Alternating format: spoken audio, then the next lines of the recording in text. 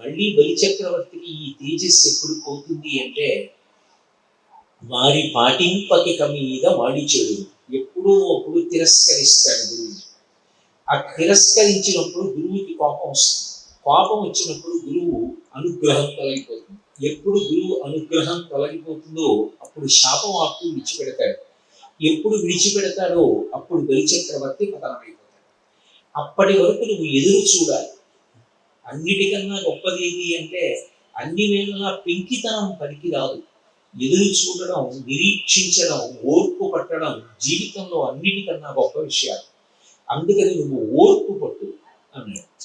ఆ ఓర్పు పట్టినటువంటి ఇంద్రుడు భార్యతోటి, బిడ్డలతోటి, దేవతలతోటి అన్ని దిక్కులకు చెదిరిపోయి వెళ్ళిపోయాడు. అవలీలగా బలిచక్రవర్తి అమరావతిని స్వాధీనం చేసుకున్నాడు. తదనంతర కాలమునందు కశ్యప ప్రజాపతి తపస్సు చేసి తపస్సు చాలించి ఒక రోజున ఇంటికి వచ్చాడు. కశ్యప ప్రజాపతికి అదితి, దితి అని ఇద్దరు భార్యలు. దితి సంతానమంతా దైత్యులు, రాక్షసులు. అదితి సంతానమంతా దేవతలు. ఇద్దరు ఆయన భార్యలే. చిత్రం ఏమిటంటే రాక్షసులు దేవతలు కూడా ఆ కశ్యప ప్రజాపతి యొక్క సంతానం.